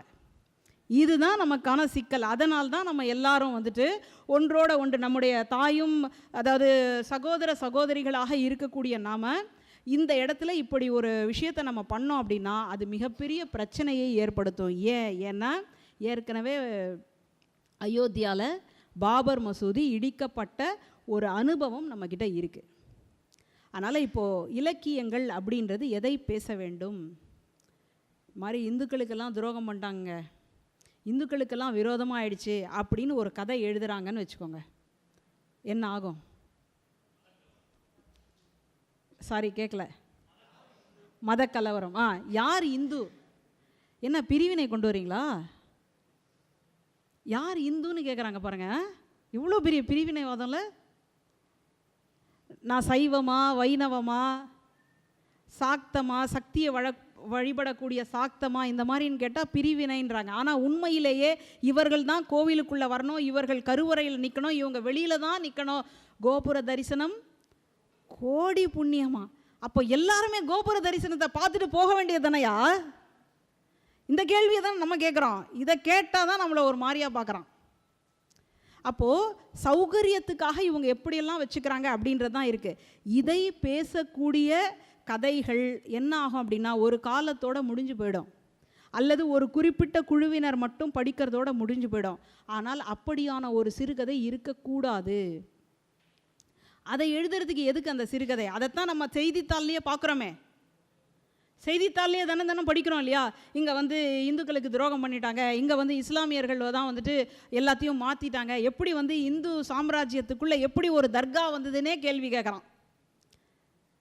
ஒரு வணிக ரீதியாக ஒரு நாட்டிலேருந்து இன்னொரு நாட்டுக்கு வர்றது அப்படின்றது ரொம்ப சாதாரணம். இப்போ நான் ஒரு சாதாரண கேள்வி கேட்குறேன். நம்ம சென்னைக்குள்ளே பீச்சு தெரியும், கடற்கரை. இந்த கடற்கரையில் கலங்கரை விளக்கத்திலேருந்து அண்ணா சமாதி வரைக்கும் வரிசையாக சிலைகள் வச்சுருக்காங்க. உலகத்தமிழ் மாநாடு 2வது மாநாடு நடந்தது இல்லையா? அப்போது ஒரு தீர்மானம் போட்டு இந்தந்த சிலைகள் வைக்கணும் அப்படின்னு சொல்லி வரிசையாக வச்சுருக்காங்க. இந்த சிலைகளில் கலங்கரை விளக்கத்தை தாண்டி வந்தீங்கன்னா சிலை பெருந்தலைவர் காமராஜருடைய சிலை. கல்வி கண் திறந்த காமராஜர். அவர் கல்யாணமும் பண்ணிக்கல, பிள்ளைகளே இல்லை, ஆனால் அவங்க பக்கத்தில் 2 பசங்க இருப்பாங்க, பார்த்துருக்கீங்க இல்லையா? அப்போ அந்த அளவுக்கு அவர் பிள்ளைகளுக்கு நன்மை செஞ்சிருக்கிறார். அதுக்கு அடுத்ததாக இருக்கக்கூடிய சிலை வீரமாமுனிவருடைய சிலை. வீரமாமுனிவருடைய இயற்பெயர் இந்த தமிழ்நாட்டில் தாங்க நான் பிறந்திருக்கேன், நம்மளும் இந்த தமிழ்நாட்டில் தானே பிறந்திருக்கோம். நமக்கு ஒரு சிலைங்க ஒன்று கடற்கரையில் கூட வைக்க வேணாம், எங்கேயாவது ஓரத்தில் ஒரு பொந்தில் சந்தில் இருக்கா? எங்கேயோ இத்தாலி நாட்டில் பிறந்த ஒருத்தருக்கு இங்கே சென்னையை, தமிழ்நாட்டினுடைய தலைநகரமாக இருக்கக்கூடிய சென்னையில் சிலை வைக்க வேண்டிய அவசியம் என்ன? ஏன் வச்சிருக்காங்க? அப்போ இன்னொருத்தர் வராங்க அப்படின்னு சொன்னா இங்க வந்து வெறும் பிழைக்கிறதுக்காக மட்டும் வரல, இங்க இருக்கக்கூடிய பண்பாடோடும் இங்க இருக்கக்கூடிய பழக்க வழக்கம் நாகரிகம் இதோட கலந்து வாழ்றாங்க. அதனால்தான் அவர்களுக்கு வந்து சிலை இருக்கு. இங்கேயே பிறந்து இங்கேயே வளர்ந்து இங்கேயே முடிவும் ஏற்படக்கூடிய நமக்கு ஒருவேளை நீங்க அந்த இடத்துக்கு வரலாம். அதுக்காகத்தான் இந்த பயிற்சி பட்டறையை நம்ம நடத்திக்கிட்டு இருக்கிறோம். கற்க கற்க கசடர. சரி, இப்போ இவர் வீரமாமுனிவருடைய ஆரம்ப கால கதைகள் பரமார்த்த குரு கதைகள். இதிலேயே சிறுகதையினுடைய தன்மை இருந்தது. ஆனால் இதை சிறுகதைன்னு சொல்லி ஏற்றுக்கலை. அந்த அரசியலுக்குள்ளெல்லாம் நான் போகலைங்க, அந்த அரசியலை நான் உங்ககிட்டே விட்டுறேன். பரமார்த்த குரு கதைகளுக்குள்ள ஒரு அறிவுரை சார்ந்த கதைகளாகவே வந்துட்டுருக்கோம். நீ இதை செய், நீ அதை செய்யாத அப்படின்னா என்ன தோணும் நமக்கு? ஐயோ பூமர் ஆண்டிடா. நான் இல்லை, ஏன்னா எனக்கு வந்துட்டு இப்போ தான் 15 முடிஞ்சு 14 வச்சுருக்கு. அதனால் நான் அதில் சேர மாட்டேன்னு வச்சுக்கோங்களேன், அந்த மாதிரி அறிவுரை சொல்கிறவங்கள. அதனால் அந்த பரமார்த்த குரு கதைகளுக்குள்ள இவ்வளோ செய்திகளை வந்து வீரமாமுனிவர் சொல்கிறார். இதுக்கு அடுத்ததாக என்ன நடக்குதுன்னா எழுத்து சீர்திருத்தம். தந்தை பெரியார் எப்படி ஒரு எழுத்து சீர்திருத்தத்தை கொண்டு வராரோ அந்த மாதிரி இவர் வந்து ஒரு எழுத்து சீர்திருத்தம். அந்த காலத்தில் வந்து ஓ குறில் நெடிலுக்கு வித்தியாசமே கிடையாது, மேலே ஒரு புள்ளி தான், அதை வச்சு தான் புரிஞ்சுக்கணும். ஓலைச்சுவடியில் புள்ளி வச்சுருக்காங்களா இல்லையான்னு கூட சரியாக தெரியாது, கடவுள் இருக்காரா இல்லையான்றலாம் சர்ச்சையாக இருக்குது பாருங்கள். அந்த மாதிரி ஓலைச்சுவடியில் அந்த புள்ளி வச்சிருக்கா இல்லையானே தெரியாது, அதை வச்சு அவங்க சரியாக படித்தாக்கணும். இந்த சூழலில் தான் வீரமாமுனிவர் என்ன பண்ணுறாருன்னா கீழே ஒரு சுழி போடுறோம் இல்லையா நெடிலுக்கு, அதை கொண்டு வந்திருக்கிறார். அப்போது இங்கேயே பிறந்து இங்கேயே வளர்ந்தவனுக்கு அந்த மாதிரியான ஒரு சிந்தனை இல்லை. ஆனால் எங்கேயோ இத்தாலி நாட்டில் பிறந்து இங்கே வந்து இந்த மண்ணுக்காக, இந்த மக்களுக்காக, இந்த மொழிக்காக தன்னுடைய வாழ்க்கையை தியாகம் பண்ணியிருக்கிறாங்க இல்லையா, அதனால்தான் அவர்களுக்கு சிறை. இன்னைக்கு வரைக்கும் ராபர்ட் கால்டுவெல்ல நம்ம பேசிக்கிட்டு இருக்கிறோம். ஏன்? திராவிட மொழிகளின் ஒப்பிலக்கணம் யாருங்க செய்வாங்க? ஏதாவது ஒரு கேள்வியை நம்ம கேட்டோம் அப்படின்னா உடனே நமக்கு கூகுள் ஆண்டவர் தான், வேக வேகமாக நம்ம பார்க்குறோம். ஆனால் இந்த தெலுங்கு மொழியில் இந்த சொல் என்னவா இருக்குது, கன்னடத்தில் என்னவா இருக்குது, மலையாளத்தில் என்னவா இருக்குன்னு பார்த்து வேர்ச்சொல் எங்கே இருக்குன்னா தமிழில் தான் இருக்குன்னு சொல்லி பேசணும் அப்படின்னா எவ்வளவு ஆராய்ச்சி பண்ணியிருப்பார். சென்னையிலேருந்து திருநெல்வேலி வரைக்கும் நடந்தே போயிருக்காரு. வசதி இல்லையா, வாகனம் இல்லையான்னு கேட்டால் இல்லை, மக்களை நான் புரிந்து கொள்ள வேண்டும். செய்வோமா? யோசிச்சு பாருங்கள், நம்ம செய்வோமா? அதனால்தான் இவர்கள் அப்போது நம்முடைய மரபோட, நம்முடைய பழக்க வழக்கத்தோட, நம்மோட அதாவது சகோதரர்களாக இருக்கக்கூடிய ஒருத்தரை வந்துட்டு நான் வந்து நிராகரிப்பேன் அப்படின்றது சரியானதாக இருக்குமா? அப்போது இதை பற்றிய ஒரு விழிப்புணர்வை யார் சொல்ல முடியும்? இந்த மாதிரி ஒரு இடத்துலையும் மேடையை போட்டு சொல்ல முடியுமா? அதை கேட்கக்கூடிய அவகாசம் இருக்குமா? அப்போ அதை சொல்லக்கூடியது தான் இலக்கியம், அதை படைப்பிலக்கியம்னு சொல்கிறோம். இப்போ இந்த படைப்பிலக்கியத்தில் விடியம்மா கதையை வந்து நான் சொல்ல போகிறேன். அதில் ஆரம்பத்திலேயே சொல்லிட்டாங்க, சிவராமையர் டேஞ்சரஸ், ஏதோ மோசமான சூழலில் இருக்கிறாரு அப்படின்னு கவர்மெண்ட் ஹாஸ்பிட்டல் ஜிஹெச்லேருந்து, இன்றைக்கி ராஜீவ்காந்தி மருத்துவமனைன்னு பேர் மாற்றிருக்கிறோம் இல்லையா, அந்த மருத்துவமனையிலேருந்து ஒரு தந்தி வருது. உடனே அந்த அம்மா வந்துட்டு குஞ்சம்மாள் வந்துட்டு தன்னுடைய சகோதரனோட புறப்பட்டு வராங்க. அப்படி வரும்பொழுது அவங்க அம்மா இருக்காங்க இல்லையா, குஞ்சம்மாளுடைய அம்மா, அவங்க வந்து வெத்தலை பாக்கு கொடுக்குறாங்க, பூ கொடுக்குறாங்க. அப்புறம் வெறும் வயிற்றோடு போகக்கூடாது அப்படின்னு சொல்லி சாப்பாடு கொடுத்து அனுப்புகிறாங்க. அப்படி வெளியில் வரும்பொழுது சகுனம் சரியாக இருக்கான்னு பார்க்கறதுக்காக வெளியில் வந்து பார்க்குறாங்க. பக்கத்து வீட்டு அம்மா காவிரி தண்ணீரை வந்து குடத்தில் எடுத்துக்கிட்டு அப்படியே வருது. அப்போது குடத்தில் தண்ணியோடு வந்தால் நல்ல சகுனம் அப்படின்னு ஒரு நம்பிக்கை. ஆனாலும் அந்த அம்மா அதையெல்லாம் பார்த்து இவர்களை வந்து அனுப்புது. இப்போ என்ன நடந்திருக்கணும்? இது இருக்காது, இந்த டேஞ்சரஸ்னு ஒரு தந்தி வந்தது இல்லையா, அது இருக்காது. இன்னொரு பக்கம் ஏன் இருக்கக்கூடாது? இருக்குமே அப்படின்னு இன்னொரு பக்கம். என்ன மனப்போராட்டம்னு கேட்டால், இப்படி வந்து ஒரு தந்தி வருவதற்கு வாய்ப்பில்லைன்னு ஒரு பக்கம், இல்லை அது உண்மையாக தான் இருக்கும்னு ஒரு பக்கம். 2 பக்கத்தில் போராட்டம், மனப்போராட்டம் தான், வேறு எதுவுமே இல்லை. இப்போ இதுக்கு முன்னாடி இதில் என்ன சொல்லப்பட்டிருக்குன்னா, பூ கொடுக்கறது, வெத்தலை பாக்கு போடுறது, சுமங்கலி பெண்களுக்கு வெத்தலை பாக்கு அவசியம், அதனால தான் நாங்கள்லாம் லிப்ஸ்டிக் போடுறோமோ அப்படின்னு நீங்கள் நினச்சிக்க கூடாது. உதட்டு சாயத்துக்கு காரணம் வேறு. ஆனால் அந்த கால முறைப்படி இந்த வெத்தலை போடுறது அப்படின்றது, அந்த வாய் செவந்திருக்கிறது அப்படின்றது ஒரு மங்களத்தினுடைய அறிகுறியாக சொல்லப்பட்ட ஒரு காலம். அதனால் பூ கொடுக்குறாங்க, வெத்தலையை கொடுக்குறாங்க, வெறும் வயிற்றில் போகக்கூடாதுன்னு ஏதோ ஒரு உணவு கொடுத்து அனுப்புகிறாங்க. அனுப்புறதுக்கு முன்னாடி சகுனம் பார்த்து அனுப்புகிறாங்க. ரயிலில் ஏறியாச்சு. ரயில் வந்து வெறி பிடிச்ச மாதிரி ஓடுதான். ஆசிரியருடைய சொல்லாட்சியை பாருங்களேன், வெறி பிடிச்ச மாதிரி ஓடுது. ஏன்னா இவங்களுக்கு மனசு பதட்டமாக இருக்குது. போனால் என்ன நடக்குமோ, என்ன சொல்லுவாங்களோ, ஏது சொல்லுவாங்களோ ஒன்றும் தெரியல. வீட்டிலேருந்து கிளம்பி வரும்பொழுது நல்லா தான் இருந்தார். இப்போ திடீர்னு இந்த மாதிரி ஒரு தந்தி வந்த உடனே என்ன பேசுறதுனே தெரியல. 3 நாளைக்கு முன்னாடி ஒரு கடிதம் வந்திருக்கு. அந்த கடிதத்தில் இந்த மாதிரி உடம்பு சரியில்லைன்னு எதுவுமே போடலை. ஆனால் இப்போ என்ன ஆயிடுச்சு அப்படின்னு சொல்லி ஒரே பதட்டம். அந்த அம்மா வந்து பேசவே இல்லை, மௌனம். சில பேர்லாம் கோவப்பட்டாங்கன்னா பேசவே மாட்டாங்க. ஏன்னா பேசுனாங்கன்னா தாறுமாறாக பேசிடுவாங்க. என்னாலெல்லாம் கோவப்பட்டால் சும்மாவே இருக்க முடியாது. ஒவ்வொருத்தரும் ஒவ்வொரு இயற்கைன்னு வச்சுக்கோங்களேன். அப்போது இந்த அம்மாவால் பேசவே முடியல, அவ்வளோ அழுத்தமாக இருக்குது. ஆனால் அவங்க சகோதரன் பார்க்குறாரு, இந்த அம்மாவை பேச வச்சா நல்லா இருக்குமே அப்படின்றனால அக்கா அப்படின்றாரு. இல்லை, வரும்போது கூட நல்லா தான் இருந்தார், இல்லாட்டி நான் வந்தே இருக்க மாட்டேன்னு அந்த அம்மாவே வாலண்டரியாக வந்து வண்டியில் ஏறிட்டு நானும் ரவுடிதான்ற மாதிரி, நான் வரும்போது கூட அவருக்கு ஒன்றும் இல்லை, நல்லா தான் இருந்தார் அப்படின்னு அந்த அம்மாவே சொல்லுது. என்ன நடக்கும் தெரியலையேன்னு ஒரு ரயில் நிலையமாக நின்றுட்டு போகும்பொழுது இது என்ன இடம் அப்படின்னு போயிட்டே இருக்கிறாங்க. அப்போது ஒரு ரயில் நிலையத்தில் ஒரு அம்மா ஏறுறாங்க. அந்த அம்மா வந்துட்டு ரொம்ப குழந்தைங்களோட ஏறுறாங்க. ரொம்ப பாசமாக பேசக்கூடியவங்களாக இருக்கிறாங்க. அந்த அம்மா ஏறி உட்காந்துட்டு குழந்தைங்களெல்லாம் கொஞ்சி முத்தம் கொடுத்ததுக்கப்புறமா ஒரு பெட்டியிலேருந்து கொஞ்சமாக பூ எடுத்து கொடுக்குறாங்க. என்ன நடந்திருக்கும்? கதையை முடிங்க பார்க்கலாம்.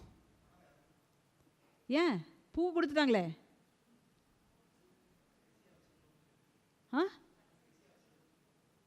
சாரி கேட்கல. கடைசியாக வச்சுக்கோ அப்படியா? வெத்தலை கொடுத்துட்டாங்க. வெத்தலை வேற நல்லா செவந்திருக்கு. மருதாணி வச்சு நல்லா செவந்தா ஒரு கதை சொல்லுவாங்க. என்ன கதை?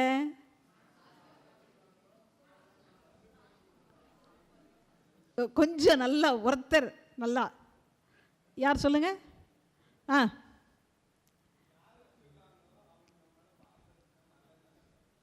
பா, எப்படி பாருங்க நம்ம ஆளுங்க.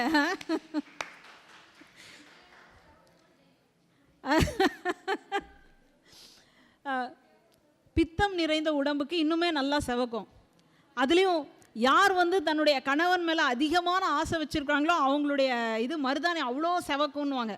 உடனே கணவருக்கும் ஒரு ஆசை தானே, அவரையும் ஒரு சமாதானப்படுத்துகிற மாதிரி இருக்கும். இப்போ இந்த சூழலில் இப்போ இங்கே என்ன நடக்குதுன்னா, பூ கொடுத்துருக்காங்க, வெத்தலை வேற நல்லா செவந்திருக்கு. இந்த பெண்ணுக்கு வந்துட்டு நல்ல தலை நிறைய பூ வச்சுக்கணும், யார் கிண்டல் பண்ணாலும் அதை பற்றியெல்லாம் கவலைப்படாமல் இருக்கக்கூடிய அந்த பெண்மணி இன்னைக்கு வச்சிருக்கக்கூடிய அந்த பூவை அவங்களோட தம்பி பார்த்துட்டு ரொம்ப நல்லா இருக்கே அப்படின்னு அவரே ரசிச்சுக்கிறாராம். இப்போ இந்த சூழலில் கதையினுடைய முடிவு வந்து என்னவா இருக்கணும்? அவர் இறந்துருவார், அது நம்ம. ஆனால் என்னவா இருந்திருக்கணும்? அவர் உயிரோடு இருந்திருக்கணும். ஆரம்பத்தில் இந்த கதையை படிக்கும் பொழுது எனக்கு கூப்பாரா மேலே பயங்கரமான கோவம். ஏயா, சாகிற மனுஷனுக்கு எதுக்கு நீ பூ கொடுத்த? எதுக்கு நீ வெத்தலையை கொடுத்த? எதுக்கு வேற அந்த நடுவில் ஒரு அம்மா ஏறிச்சின்னு சொன்னா இல்லையா, அந்த அம்மா வந்துட்டு உனக்கு ஒன்றும் நடக்காதுமா, நீ நல்லா இருப்ப அப்படின்னு ஏன் அந்த அம்மாவை பேச விட்ட அப்படின்னு எனக்கு பயங்கர கோபம். அதே மாதிரி எல்லா கதைகளுக்குள்ளேயும் ஆசிரியர் வந்து முடிவை சொல்லிடணும். முடிவை சொல்லாட்டி ஏன் இவர் முடிவை சொல்லாமல் போனார் அப்படின்னு கேட்கக்கூடிய ஒரு காலம் இருந்தது. இன்னைக்கு அது இல்லை. சரியா? அப்போது எல்லாத்தையும் வந்துட்டு ஆசிரியர் பேசிடக்கூடாது. அப்படி பேசினால் அது ஒரு உத்தியாக மாறாது. அப்போது சிறுகதையினுடைய உத்தியில் சொல்லிக்கிட்டே வரணும், திடீர்னு ஒரு இடத்துல விட்டுணும். இந்த படத்தை சொல்கிறதுக்கு நீங்கள் என்னை மன்னிக்கணும், இருந்தாலும் இந்த படத்தை வந்து நான் சொல்கிறேன். காதலுக்கு மரியாதை பார்த்துருக்கீங்களா? உன்னை என்னை தாலாட்ட வருவாளேன்னு பாடுறாங்க. வருவா வருவா வருவா, கவலைப்படாதீங்க, வருவா. பார்த்துருக்கோம் இல்லையா? இந்த கதையை பொறுத்த வரைக்கும் அந்த காதலனும் காதலியும் கிளம்பி போகிறாங்க. அவங்களுக்கு வந்து தோழர்கள் ரொம்ப பாதுகாப்பான ஒரு சூழலை அமைச்சு கொடுக்குறாங்க. இப்போ இந்த சூழலில் அவங்களுக்கு வந்து திருமணம் பண்ணி வைக்கணும், அதாவது பதிவு திருமணம். அந்த வீட்டுக்கும் தெரியாமல் இந்த வீட்டுக்கும் தெரியாமல் பதிவு வைக்கக்கூடிய ஒரு நேரம். அந்த நேரத்தில் ட்ரெஸ் எல்லாம் கூட கொடுத்துட்றாங்க. பார்க்கக்கூடிய எனக்கெல்லாம் என்ன தோணுச்சுன்னா, இந்த ஷாலினி நல்லா அந்த பட்டு புடவையை கட்டிக்கிட்டு நல்லா அப்படி ஜடையெல்லாம் போட்டுக்கிட்டு நெத்தி சுட்டியெல்லாம் வச்சுக்கிட்டு வருவா போல இருக்குன்னு அப்படியே பார்த்துட்டு இருக்கோம். பார்த்தா பெரிய பல்பு இருக்கிறதுலையே பெரிய பல்பாக கொடுத்துட்டாங்க. ஏன்னா அப்போவும் அவள் அதே சுடிதார்லேயும் அதே மாதிரி தலையை ஃப்ரீ ஹேர்ஸ் விட்டுட்டு தான் இருக்கிறான்னு சொல்லி பார்க்குறோம். இப்போ இந்த சூழலில் என்ன நடக்குது, அதுதான் அந்த படத்தை நம்ம இன்னைக்கு வரைக்கும் பேசுவதற்கான ஒரு தன்மைன்னு பார்க்குறோம். அந்த படத்தில் என்ன வைக்கிறாங்க, கல்யாணம் பண்ணிக்கிறதுக்கான வாய்ப்பு இருந்தும் வேண்டாம், எங்கள் வீட்லேயே அதுக்கான அனுமதி கொடுக்கலையே, அதனால் வீட்டில் எப்போ அனுமதி கொடுக்குறாங்களோ அதுக்கப்புறம் நாங்கள் பண்ணிக்கிறோம். ஒருவேளை வீட்டில் அனுமதியே கொடுக்காட்டி நீ யாரு அப்படின்னு பிரிகிறாங்க இல்லையா? இந்த இடம் வாழ்க்கையில் நடக்குமா? ஒரு நாளும் வாய்ப்பே இல்லை. இதை சொல்லி கொடுப்பது ஒரு மாற்றத்தை சொல்லுது இல்லையா? அந்த மாதிரி தான் கூப்பாரா என்ன பண்ணுறாருன்னா, விடியுமா விடியுமா விடியுமா விடியுமான்னு நினச்சிக்கிட்டே வராரு. விடியும் போது இந்த ரயில் வந்து சென்னைக்கு வந்து சேர்ந்துடும், எழும்பூரில் வந்து நின்றுடும். அதனால் விடியுமா விடியுமான்னு பார்க்குறாரு. கடைசியாக அந்த மருத்துவமனைக்கு போனதுக்கு அப்புறமா அந்த குமாஸ்தா சொல்கிறாரு, சிவராமையர் இறந்துட்டார், அவருடைய உடலை பெற்றுக்கொள்ளுங்கள், அவ்வளோதான், முடிஞ்சு போச்சு. இப்போது வேற என்ன? கடைசியாக முடிக்கும் பொழுது கூப்பாரா சொல்கிறாரு, பிறகு என்ன? விடிந்தது. யாருக்கு விடிஞ்சுது? சரி, அந்த அம்மாவுக்கு விடிஞ்சிருச்சு. ஏன்னா இரவெல்லாம் ஒரே பதட்டத்தோடு வந்தாங்க இல்லையா? அது விடிஞ்சுது, ஊருக்கெல்லாம் விடிஞ்சிருச்சு. அதனால் விடிந்தது அப்படின்றதுக்குள்ளே விடியுமா விடியாதா? நாங்கள் கல்லூரி சேர்ந்த புதுசில் என்னுடைய தோழி கணக்கு பாடத்துக்காக போட்டிருந்தா. விண்ணப்பம் போட்டால் வரல. சரின்னு தமிழ் இலக்கியம் படிக்க சொன்னாங்க. நடுவில் யாராவது மாறினாங்கன்னா உடனே மாற்றி கொடுத்துடலான்னு. சரின்னு அவள் இங்கே வந்து உட்காந்துட்டு நாங்கள் சாப்பிடும்போது தினமும் புலம்புவா, எனக்கெல்லாம் விடியவே மாட்டேங்குது, எனக்கெல்லாம் விடியவே மாட்டேங்குது. அந்த நேரத்தில் தான் இந்த விடியுமா கதை வேற, எனக்கு விடியவே மாட்டேங்குதுன்னு. அப்போ விடிஞ்சிருச்சு. கணக்கு துறைக்கு அவளை வந்து மாற்றிட்டாங்க. மாற்றினதுக்கப்புறமா இப்போ மதியானம் வந்துட்டு எல்லாரும் ஒன்றா உட்காந்து சாப்பிட்றோம். சாப்பிடும்போது சொல்கிறா, ஐயோ ஏன் தான் விடியுதுன்னு தெரியல, இவ்வளோ ஹோம்ஒர்க் கொடுத்துருக்காங்க, அதை வேற டெஸ்ட்டு வேற வைக்கிறாங்க, ஏன் தான் விடியுதோன்னு தெரியலையே அப்படின்னு சொல்லிட்டு அவள் அந்த அளவுக்கு போகிறான்னு பார்க்குறோம். அந்த மாதிரி தான் இந்த விடியுமான்ற சிறுகதைக்குள்ள ஆசிரியர் ஒரு மிகப்பெரிய மாற்றத்தை உண்டாக்குறார். அந்த மாற்றம் என்ன அப்படின்னா, இது வரைக்கும் சொல்லி வச்சுருக்காங்க இல்லையா, பூ கொடுத்தா நல்லது, வெத்தலை கொடுத்தா நல்லது, சுமங்கலி பெண்கள் வீட்டுக்கு வந்தாங்க அப்படின்னா குங்குமம் கொடுத்து அனுப்பணும். எங்கள் அப்பா வந்துட்டு அந்த மாதிரி இருக்கிறாங்க, நாங்கள்லாம் அப்படியே இருக்கிறோன்னு இப்படின்னு காட்டுவார். ஓ குங்குமம் கொடுக்கணும் போல இருக்கு அப்படின்னு கொடுக்கக்கூடிய ஒரு தன்மையை பார்க்குறோம். அப்போது இந்த மாதிரி அந்த சமுதாயத்துக்குள்ளே பின்னி பிணைஞ்சி பெடல் எடுத்து வச்சுருக்காங்க இல்லையா, அந்த பெடல் எடுத்த விஷயத்தை உடைச்சி கட்டு உடைக்கக்கூடிய கதையாக இது மாறுது. இது ஒரு உத்தி. இப்போ கடைசியாக ஒரே ஒரு உத்தியை மட்டும் நான் சொல்லிடுறேன். பொதுவாக என்ன மாதிரி இருக்கிறவங்களுக்கெல்லாம் உண்மை தான் ரொம்ப பிடிக்கும். மஞ்சுளா இல்லையா, கற்க கற்க கசடர. அப்போது உண்மையை அப்படியே பேசணும் அப்படின்னா கற்று எழுதிட்டு போகலாம்ல. அப்போ எந்த இடத்துல சிறுகதை வெற்றி பெறுகிறது? அதுதான் புனைவு. அப்போ தலைப்பின் வழியாக ஒரு சிறுகதை வெற்றி பெறுகிறது. அடுத்தது கட்டுடைக்க, இதுவரைக்கும் இருந்த கற்பிதங்களை கட்டுடைக்க ரீதியில் ஒரு சிறுகதை வெற்றி பெறுகிறது. அடுத்தது யாரும் எதிர்பார்க்காத ஒரு திருப்பத்தை கொண்டு வருவதில் ஒரு சிறுகதை வெற்றி பெறுகின்றது. அடுத்ததாக ஒரு சிறுகதைக்குள்ள ஒரு புனைவு. அதே மாதிரி அந்த சிறுகதையை படிக்கும்போது நான் ஏற்கனவே சொன்னேன் இல்லையா, நம்ம மதுரை தமிழ்ச்சங்கத்தில் இருக்கிறோம் அப்படின்னு நினைக்கக்கூடாது, அந்த இடத்துக்கு போயிடணும். அப்படி ஒருவேளை போக வைக்கலை அப்படின்னு சொன்னால் அது சிறுகதையினுடைய உத்தியே கிடையாது. அடுத்தது, இப்போ உங்களோட நண்பர்களோடு நீங்கள் பேசுவீங்க இல்லையா, பேசும்போது உங்களுக்குன்னு ஒரு இது மொழி குறியீடு இருக்கும். இப்போ எனக்கு எங்கள் வீட்டில் தெரியாதனமும் மஞ்சுளான்னு பேர் வச்சுட்டாங்க. வகுப்புகளில் எனக்கு அந்த பேர் தான் இருக்குன்னு நினைக்கிறீங்களா? இப்போ நீங்களே எனக்கு ஒரு பேர் வச்சுருப்பீங்க. சரி, அப்போது இந்த ஒரு இது இருக்கு இல்லையா, இப்போ என்ன நான் வந்துட்டேன் அப்படின்றத நீங்கள் உங்களுக்குள்ளே பரிமாறிக்கக்கூடிய மொழி வந்துட்டு இப்போ ரொம்ப நாகரிகம் கருதி மைக் மஞ்சுளான்ட்டார்.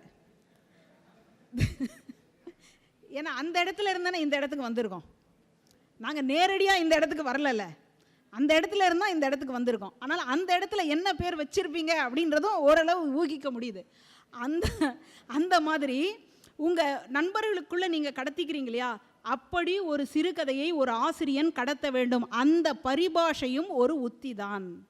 அதனால் அதில் தான் வந்து நம்ம புனைவு அப்படின்ற ஒரு இடத்த கொண்டு வரோம். இந்த புனைவுக்குள்ளே என்ன, இப்போது நம்ம ஏற்கனவே ஒரு கதை பார்த்தோம் இல்லையா, காதலுக்கு மரியாதையில் சொல்லும் பொழுது திருமண ஏற்பாடு எல்லாமே கைகூடி வரும்பொழுது எனக்கு வேண்டாம் அப்படின்னு சொல்கிறாங்க இல்லையா, இது ஒரு முறை. அதை போல் புனைவுகள் அப்படின்றது இன்னைக்கு காந்தியடிகள் இருந்தால் எப்படி இருக்கும், நான் இந்த நிகழ்ச்சிக்கு வராமல் இருந்திருந்தால் எப்படி இருந்திருக்கும் இல்லையா. இவங்க மட்டும் ட்ரெயின் கிடைக்காமையோ ஏதோ ஒரு காரணத்துக்காக வராமல் இருந்தால் ஒரு செஷன் ஃப்ரீயாக இருந்திருக்கலாமே, அந்த செஷனுக்குள்ளே நம்மளோட வந்து அந்தாக்ஷரி விளையாடி இருக்கலாமே, இப்படின்னு ஒரு புனைவு இருக்கு இல்லையா. உண்மைக்கு பக்கத்தில் நின்று பேசுகிற ஒரு மொழி இருக்கு இல்லையா, அதற்குத்தான் புனைவுன்னு பேர். இவர் எஸ்ராவினுடைய ஒரே ஒரு கதையை மட்டும் நான் சொல்லிட்டு நிறைவு செஞ்சுக்கிறேன். கற்க கசடர. சரி, இப்போது எஸ்ரா வந்துட்டு ஒரு கதை எழுதுகிறாரு. அதில் நயனம் விழிகள், அதில் ஒரு இசை கலைஞர் மாதிரி அந்த இசையை கற்றுக்கணும் அப்படின்னு சொல்லும்போது என்னென்னமோ பிரயத்தனம் பண்ணுறாங்க, என்னென்னமோ முயற்சிகள் பண்ணாலும் இன்னும் சரியாக வரலன்னு. அதுக்கப்புறமா அதோட கடைசி முடிவு வந்து இப்படி தான் இருக்குது. என்னென்னா, எல்லா ஒலிகளையும் கேட்கக்கூடிய உணரக்கூடிய ஒரு தன்மை, அந்த உணரக்கூடிய தன்மை வருமா, அந்த தன்மை வந்தால் இசைக்கு வெற்றி. அப்போ எங்கே போய் பார்க்குறாங்க அப்படின்னா, வள்ளுவர் தான் ஒரு திருக்குறளில் சொல்லுவார், இந்த கள் குடித்தவன், கள்ளுண்ணாமைன்னு அதிகாரம், இந்த கள் குடித்தவனை போய் அறிவுரை சொல்லி திருத்துறதுன்னு இருக்குது பாருங்களேன். அது எப்படிப்பட்டதுன்னு கேட்டால், ஒருத்தன் தண்ணியில் மூழ்கிட்டான், அவனை தேடுறதுக்கு போகிறீங்க, போகும்போது தீப்பந்தத்தை கொளுத்திட்டு போனால் எப்படி இருக்குமோ அதை போன்றது. அப்படின்னா என்ன அர்த்தம்? ஒரு நாளும் சரியா. அந்த மாதிரி இங்கே என்ன நடக்குதுன்னா, ஒரு சத்தத்தையும் வந்து உணர முடியுமா? காற்றுக்கு ஒரு சத்தம் இருக்கான்னு கேட்டால் இல்லை. அந்த காற்று இன்னொரு பொருளோடு மோதும்போது ஏற்படக்கூடிய சத்தம் தான். ஆனால் அந்த காற்றினுடைய அசைவுகளையும் புரிந்து கொள்ளக்கூடிய நிலையில் இருந்தால் ஒருவனுக்கு அந்த கலை சாத்தியம். நாயனம் வாசிக்கிறாங்க இல்லையா, அது வந்து சாத்தியம் அப்படின்னு சொல்கிறார். ஆனால் அப்படி ஒரு இடம் உண்டா, இருக்குமா? இன்றைக்கி நீங்கள் பேசுகிறதே மைக் இல்லாமல் பேசும்போது என்னால் முழுமையாக சில நேரம் கேட்க முடியாட்டி மறுபடியும் சொல்லுங்கன்னு கேட்குறேன். ஆனால் அமைதிக்குள்ளே இருக்கக்கூடிய ஒரு ஓசை இருக்கு இல்லையா, அந்த ஓசையை, அந்த உயிர்ப்பை யார் வந்து உணரத் தொடங்குகின்றார்களோ அவங்களுக்கு அது கிடைச்சிடும். அப்போ தண்ணிக்குள்ளே மூழ்கி இருக்கக்கூடிய ஒருவன் அந்த மீன் பேசிக்கிறது, அடுத்தது வெளியில் இருக்கக்கூடிய ஒருவன் கரப்பாம்பூச்சி இருக்கு இல்லையா, அது பேசிக்கிறத புரிஞ்சுக்கிறான் அப்படின்னு எஸ்ரா வந்து எழுதுகிறாரு. இது சாத்தியமா அப்படின்றத நான் உங்ககிட்ட கேள்வியாக விட்டுட்டு, அப்போது தலைப்பின் வழியாக, அடுத்தது எதிர்பாராத திருப்பத்தின் வழியாக, பரிபாஷை அந்த சொல்லாடல் வழியாக, அல்லது புனைவின் வழியாக ஒரு சிறுகதையை மிகச்சிறந்த ஆகச்சிறந்த சிறுகதையாக உங்களால் மாற்ற முடியும். சிறுகதை எழுதுவதற்கு இந்த ஊரில் பிறந்திருக்கணும், இந்த தாய் தந்தையருக்கு பிறந்திருக்கணும், இன்னது படிச்சிருக்கணும் அப்படின்ற எந்த கட்டாயமும் இல்லை. யார் ஒருவருக்கு என்னால் பேச முடியும், என்னால் சொல்ல முடியும்னு நினைக்கிறாங்களோ அவங்களால சொல்ல முடியும். அவங்கள எல்லாரையும் நம்ம கூர்மைப்படுத்தக்கூடிய பணியாகத்தான் இந்த பயிற்சி பற்றே நம்ம பண்ணியிருக்கிறோம். நான் என்னுடைய இடத்துக்கு நியாயம் பண்ணியிருக்கிறேன்னு நம்புகிறேன். ஆமாவா?